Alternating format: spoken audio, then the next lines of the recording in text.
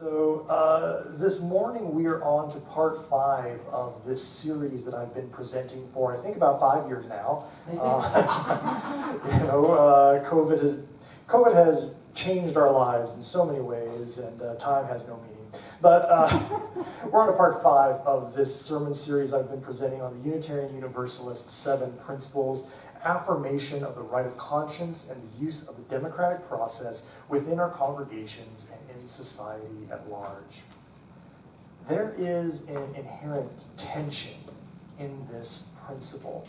It's an intentional tension, if you will, and hopefully a creative one as well. It is a tension that runs through all of the principles, perhaps most obviously at the poles, when we contrast the values embedded in the first principle with the ideals in the 7th. And the tension I'm referring to here is the tension between the rights and needs of the individual as contrasted with the rights and needs of the greater community. By highlighting both the right of conscience, an idea that elevates the individual, and the democratic process, an idea that elevates the community, the 5th principle represents a conscious attempt to recognize the tension between these competing values and a hope that the two can live together in harmony and balance. And indeed, they must, if Unitarian Universalism is to accomplish the aspirational goals laid out in the other principles, including the incarnation of justice, equity, compassion, liberty, and peace. It should come as no surprise that the difficulty UUism faces in grappling with these ideas parallels the difficulty faced by our nation. So much of Unitarian Universalist history is intertwined with the history of this nation, and we're going to talk more about that later. But this dichotomy of the individual and the community is one that Americans and other freedom-loving people have been struggling with for centuries. So let's start, first of all, with that rather odd phrase, the right of conscience. Historically and legally, the right of conscience is often associated with freedom of thought and freedom of belief. It can be, and has been argued, that the right or freedom of conscience is the bedrock upon which many of our other most cherished rights are grounded and anchored. In the colonial era, in the early days of our nation, one of the most important apologists for this right of conscience was a preacher by the name of the Reverend John Leland. Now, Leland was a fascinating character of history who does not receive the kind of recognition that he rightfully deserves. He was a Baptist minister who was decades, perhaps centuries, ahead of his time. First of all, he was a vocal abolitionist. He also railed against the idea of America being a Christian nation. Consider this quote: "The notion of a Christian commonwealth should be exploded forever. Government should protect every man in thinking and speaking freely and see that one does not abuse another. The liberty I contend for is more than toleration. The very idea of toleration is despicable. It supposes that some have a preeminence above the rest to grant indulgence, whereas all should be equally free. Jews, Turks, pagans, and Christians." Leland, a Baptist, said that in 1790. I mean, that'll preach today. Leland also famously delivered a giant piece of cheese weighing over half a ton to then President Thomas Jefferson. I'm not making that up. The story behind the cheese, right? Leland, who, remember, was an ardent abolitionist, made certain that no slaves participated in the making of this cheese. And that was the point. It was slave-free cheese presented to Thomas Jefferson, who, of course, owned slaves. Awkward? You bet it was. And inscribed on the giant piece of cheese were Jefferson's own words, words that reflected Leland's dedication to the idea of the right of conscience. "Rebellion to tyrants is obedience to God." That'll preach today too. So the Reverend John Leland, patriot, defender of the right of conscience, cheese enthusiast, He was a fascinating individual whose wisdom we would do well to heed today. In 1791, he delivered a sermon titled "The Right of Conscience Inalienable," in which he asks this question: does a man, upon entering into social compact, surrender his conscience to that society to be controlled by the laws thereof? Leland answers his own question with an unequivocal no. Every man, wrote Leland, must give an account of himself to God, and therefore every man ought to be at liberty to serve God in that way that he can best reconcile to his conscience. If government can answer for individuals at the day of judgment, then let men be controlled by it in religious matters. Otherwise, let men be free. He also said, it would be sinful to surrender to man that which is to be kept sacred for God. A man's mind should be always open to conviction, and an honest man will receive that doctrine which appears the best demonstrated. And what is more common than for the best of men to change their minds? Finally, Leland concludes, religion is a matter between God and individuals, not the objects of civil government, nor any way under its control. These are powerful words. But what happens when an individual holds a strong belief, religious or otherwise, in the rightness or wrongness of something that puts him or her or them at odds with the rest of their community and the laws of the state? Does the right of conscience grant the individual the right, religiously, morally, or legally, to disobey or disregard such law? Tricky. As it relates to America, this gets into some rather complicated First Amendment jurisprudence, because we're now talking about that hallowed freedom of religion. But the question remains, what freedoms and accommodations ought to be granted to individuals who claim a religious right or a right of conscience in the face of a civil and secular law?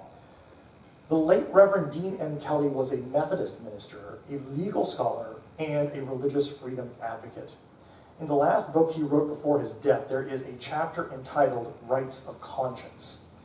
In that chapter, he notes that appeals to the right of conscience, historically speaking, have been used by individuals in this country to excuse themselves from, and this is a quote, military service, saluting the flag, jury duty, paying into Social Security, union membership, vaccination. Kelly notes the same right of conscience has been used by individuals in an attempt to justify illicit, or at least frowned upon, activities, including, again, quote, polygamy, Sabbath observances, snake handling, faith healing, the use of controlled substances, and the sheltering of persons deemed to be violators of law, such as runaway slaves or illegal aliens. As you may have noticed, we are living in interesting times. And a day may come, it may come soon, when this church may need to make more than just a hypothetical decision about whether to exercise the collective right of conscience in order to engage in one of those activities listed by Reverend Kelly. Obviously, I'm referring to snake handling. Look, if we're being honest, let's be honest. Let's be honest, church, let's be honest. We're being honest, quite frankly, the majority of folks within Unitarian Universalism lean politically left. So, in Unitarian Universalist spaces, exercising the right of conscience sounds pretty wonderful, so long as we're talking about using it as a justification to, say, avoid military service in a time of war, or to offer sanctuary to undocumented human beings. But what happens then when appeals to the right of conscience are made by those on the political right? Employers or pharmacists who don't want to be compelled to offer birth control to their employees or customers because of deeply and sincerely held religious beliefs. Citizens who don't want their tax dollars to fund abortions. And of course, vaccine mandates and mask mandates. The right of conscience is a double-edged sword.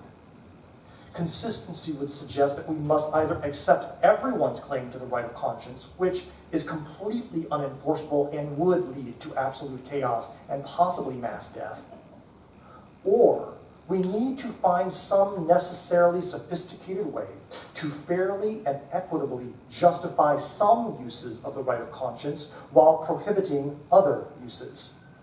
In other words, we want to figure out how to justify our applications of the right of conscience while prohibiting their uses of the same right. I mean, deep down, whether we're on the right or we're on the left, that's what each of us really wants, to justify ourselves in our own eyes and make the other side look completely wrong. I'm very cynical this morning. I apologize. I didn't have enough coffee. Okay, so to do this, and if we're going to do it in good faith, we must balance the needs of the individual, or the few, against the needs of the many. This is the countervailing interest represented in this fifth principle by the term democratic process. Democracy literally means rule by the people. It inherently suggests that the needs and rights of the many, the people collectively, outweigh the needs and rights of the few or the one. But, taken to an extreme, this idea can completely eviscerate the right of conscience, just as the right of conscience taken to an extreme can unravel any civil society based on democratic values. So balance, right? In the context of today's sermon, I'd like to point out a few things about democracy. First, democracy is a huge part of Unitarian Universalist history. The Unitarians were the descendants of the Puritans. The Puritans brought a radical form of democracy, radical for its day at least, to the shores of America back in the 17th century. The Puritans, you'll recall, broke away from the Church of England, itself having broken away from the Roman Catholic Church. In a very reductionist nutshell, one of the main points of contention between the Puritans and the Church of England and the Roman Catholics had to do with polity. Who should have power? And what should the structure of that power look like? The Puritans, like others who emerged out of the Protestant Reformation, had a revolutionary idea that every person could actually hear the voice of God for themselves, and therefore did not need the mediation of a priest, a bishop, or a pope. Now, because of this, the Puritans supported a bottom-up kind of polity as opposed to a top-down hierarchy. As such, instead of receiving an appointed priest from a bishop on high, Puritan churches voted for their own ministers and voted for their own congregational leaders. This was unheard of at the time. And this Puritan model of democracy substantially influenced those who would later design and shape the structure of what would soon become the United States of America. That tradition of early and admittedly quite imperfect democracy is still evident in the polity of every Unitarian Universalist congregation. It's also part of the reason why the average UU church has approximately 500 committees. It is messy, it is inefficient, but the values of Unitarian Universalism suggest that there are far more important and far more sacred things in this world than mere efficiency. If all you care about is efficiency and bottom lines, then maybe Unitarian Universalism, actually maybe church in general, isn't really for you. But as I stated earlier, democracy run amok can lead to terrible outcomes. The tyranny of the majority, as President John Adams coined it back in 1788. A few years ago, the Jacksonville City Council debated expanding legal rights to the LGBTQ community. Instead of voting on the matter directly, the conservative bloc of the city council wanted to punt the issue by turning it into a citywide referendum that would be voted on directly by Jacksonville residents, with the expectation that such a vote would doom the proposal. One council member in favor of LGBTQ rights responded by observing that if America had depended on such a direct vote of the people on the question of slavery, we might still have slaves in this country today. I've been chewing on that observation for some time. Now, there's a part of me that wants to believe that that city council member was wrong, but the larger part of me believes that he was probably right. if there had been no Civil War, would the citizens of each of the southern states have eventually voted to outlaw slavery? And recall that slaves themselves, enslaved human beings, would not be eligible to participate in such a vote, meaning their fate would have depended entirely on the votes of white Southerners. And if you do think that citizens in each southern state would have eventually voted to outlaw slavery, I'll ask this follow-up question. What year would that have happened? I honestly don't know. But the longer I think about it, the bigger the knot in my stomach grows. Democracy is not a simple matter of voting and winner takes all.